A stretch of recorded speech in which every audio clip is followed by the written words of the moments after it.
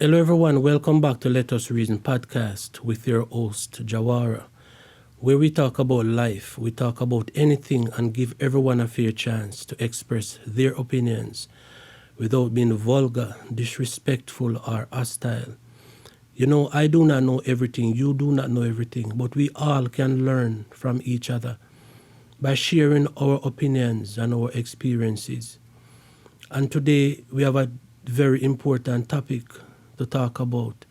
And I'm inviting you all to be a part of this discussion by sharing your views and your opinions so that we can learn from each other. Okay? And today I want to talk about child abuse and evil step-parents. And what inspired me to want to do this discussion is a news that I came across where a 4-year-old baby was beaten to death. And that angered me so much, it really pissed me off and made me lost for word what could really anger the adult so much that they would beat a child to the point of that child ending up being dead. It's alleged that the child wasn't feeling well, and as a result of that, the child was eating slow, and the guy get a piece of stick and beat the child, and the child died. It also reported that the mother also was beaten by that same piece of stick when she was trying to help her 4-year-old baby. A 4-year-old child is a baby, a little baby.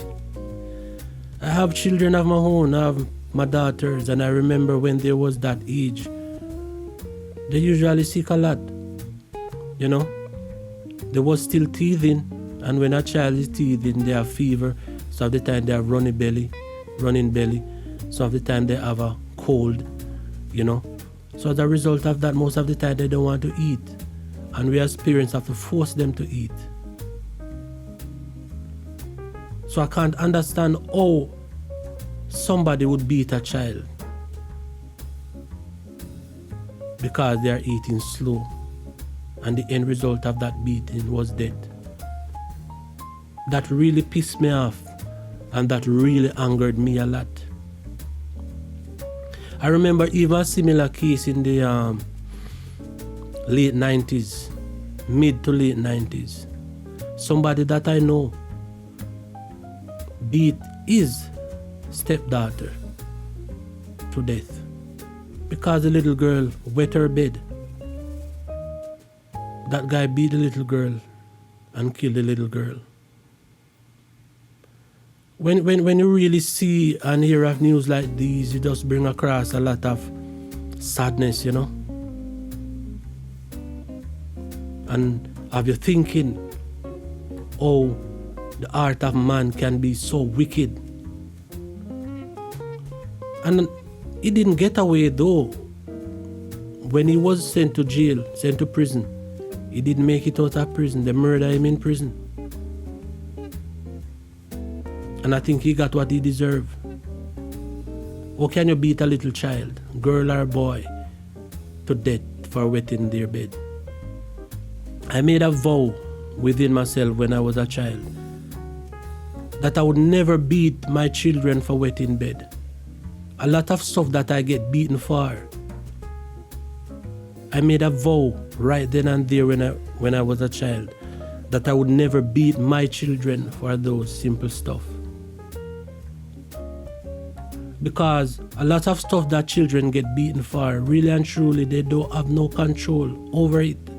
I know that because I was a child once, and I get a lot of whooping for stuff that I didn't have no control over. Mothers, be careful of the type of stepfathers that you bring in your children's life, your sons and your daughters' life. Be careful of the type of stepfathers you bring in your son and daughter's life.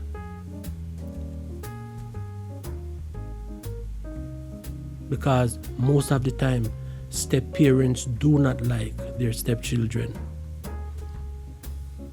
And a lot of these wicked and evil stepfathers will be sleeping with you, the mother, and trying to molest your little daughter at the same time. We have this common saying in Jamaica, it's come from the Bible too, you must not spare the rod and spoil the child. And most Jamaican parents interpret that verse of scripture that said, do not spare the rod and spoil the child, as being literally getting a rod and beat the child repeatedly. I get a lot of beating when I was a child. I know a lot of people who get more serious beating than I did. Parents, we have a very important role to play in our children's life where raising them is concerned. And I know a lot of stuff that has passed down to us from our parents, we automatically pass it on to our children, where discipline and values is concerned. But as time goes by, we as parents have to evolve with the time. You can't expect to raise a child in 2021 as how we were raised in the 80s and 90s. We can impart good principles and values to our children, yes. But we also must be mindful it's a totally different time. The children of today are more aware than we were. When we were growing up, there were no social media, there were no internet and all of those stuff. There were no video game, at least in the 80s where I were. I grew up in the country. So I never know of video game until in the 90s, really. Don't spare the rod and spoil the child. There's so many different choices of rods are being used to abuse children, not only in Jamaica, but right across the globe. Children small and tender frame is being abused and brutalized with so many different kind of rods, physical rods. Some people use machete, some people use electric wire, some people use rope, some people use oars, some people use whip, broomstick. Yeah, some people, no matter what they catch in their hand, they use it and beat a child. And in that moment of anger, inflicting wound repeatedly on the child, some of them hit the child the wrong place and kill the child. I heard of this incident where a father was angry with his son. And he was so heated and angry at the time that the first thing his eye catch was a piece of board. And in that moment of anger, he wasn't paying attention that there was 2 long nails in the board. And he started hitting the son with it all over. Some catch him in his head. And he let go his son. His son went to bed the night. When they wake in the morning, they don't see him come from his room.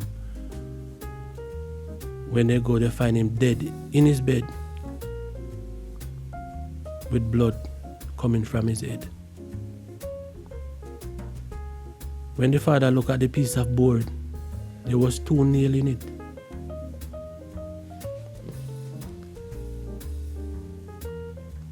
It's sad to say, but a lot of time we as parents don't listen. We just, the first thing that comes to our mind is just to be angry and to react in anger. And most of the time our anger gets the best of us. Let us listen to our children too, just as how much we want them to listen to us. listen to our children. They have a whole lot that they can tell us, to teach us even to be better parents. But we grow up in a society where a child is wrong, so the first thing we have to do is to beat them. No, it's not. Beating is not always the answer.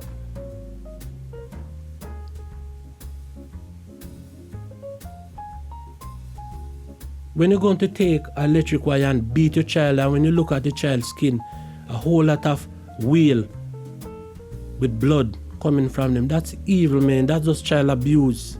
I see that happen so many times.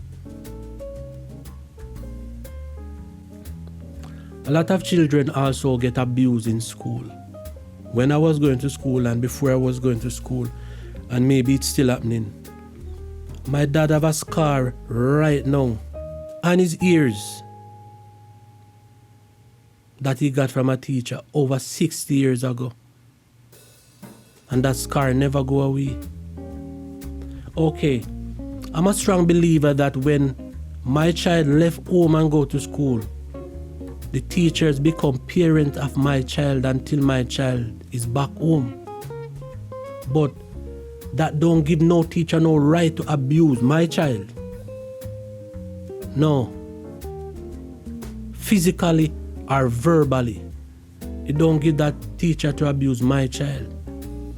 And I was abused when I was 12 years old, going to school by my teacher.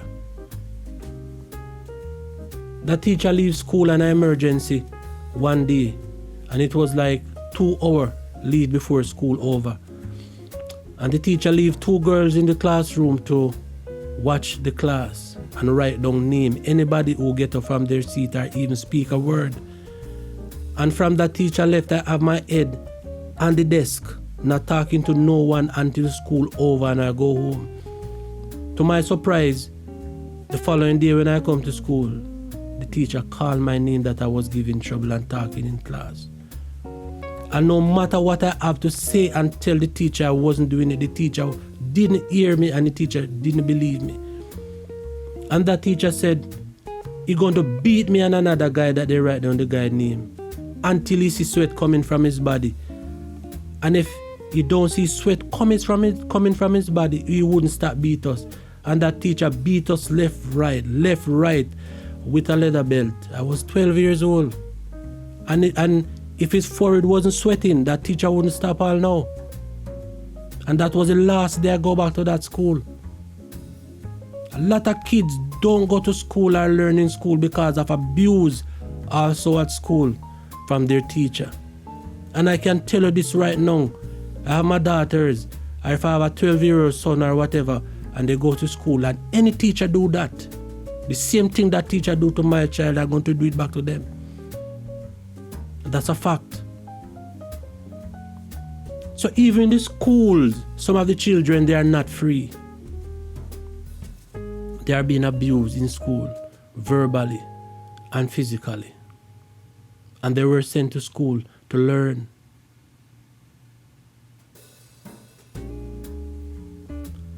A lot of time, we say we are adult or we claim that we are adult, but our minds are messed up, man.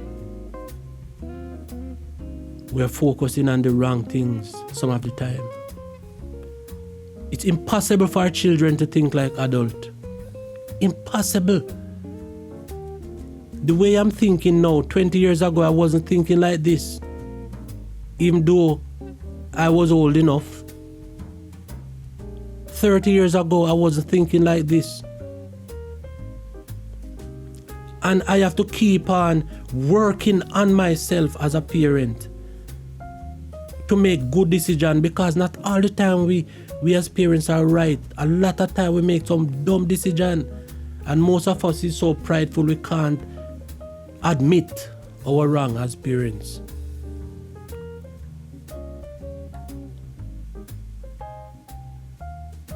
And that's the truth.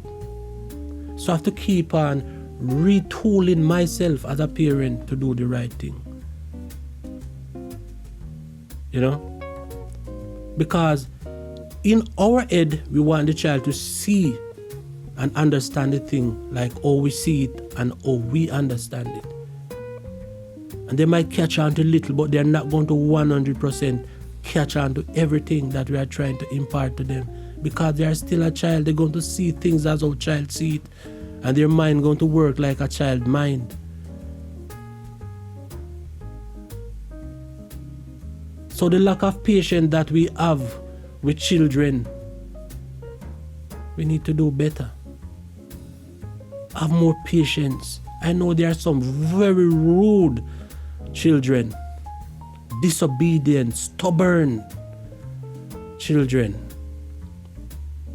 But just as though a man and a woman work on their relationship and try to make it work, it's the same thing with children. We have to try to do the same thing. You know? Most parents have dreams and have goals that they start to work on at a young age. And most of the time they become adult and those dreams and goals don't come to a reality. It don't work out. So when they have children, they try to think for their children. At least at one point, at some point in our children's life, we have to think for them. We have to make decisions for them because they are a child. And certain decisions, children cannot make it. So we as adults have to think and make decisions for them at some point in their life. But there's going to come a point in their life when they have to make their own decision. We have to allow them to find their own path in life. Be something unique, you know. You have a lot of fathers, because they are carpenters, they would like their son to follow their trade and be a carpenter. Or they would like their son to follow their trade and be a musician, play the keyboard, play the bass. They have a lot of mothers would like to follow their daughter to follow them and be a nurse. And there's nothing wrong with that. Because the trade that your parents have, that's the trade that they use to take care of you and till you reach adulthood yourself. But what I'm saying, if when that child reaches a certain age and that child don't want to follow in your footstep, where certain aspect of life is concerned, there's nothing wrong with that. And when you talk to your child and you listen to them, and if it's something that you can help your child to pursue, even if it's not something that you love, they love it. It makes them happy. Suppose the child like to cook, want to be a chef, and because you're an engineer, you're pushing the child to be an engineer. The child not going to happy and feel free and be like themselves until they pursue what inside of them, what they were meant to be a chef. So let us not push our dreams on our child. The most we can do in a situation like that is to give them good guidance and help out in any way we can. What about verbal abuse though? It's not only physical, you know. It's not only physical abuse where leave a mark externally. Verbal abuse is much as dangerous or maybe even more dangerous than physical abuse, because that affects your mind, that affects your emotions. And most people are verbally abused from they was a child, and they are damaged psychologically just by words that we as adults speak. You know, to demean, to put down, to make them feel shy and make them feel ashamed to be themselves. Let us be mindful of the kind of words that we speak over our children and speak to our children, because it can cause so much damage that we are unaware of. So just as how physical abuse is dangerous, verbal abuse is also dangerous, and maybe more dangerous too. So let us be mindful of that. That's why I don't like bullies. I have zero tolerance for bullies, because bullies not only abuse you verbally, they abuse you physically, they abuse you emotionally, they abuse you psychologically in so many ways. Our children is the future. They're the one that are going to build tomorrow's society. So let us do a great job in making sure the society that they're going to build is better than the one that we grow up in. And it starts with us, the parents, to make sure that's a fact. Take care of yourself, okay? Remember our motto, love life, live free, live your own truth. Don't take nothing for granted. Big up until we meet again, all right? Later.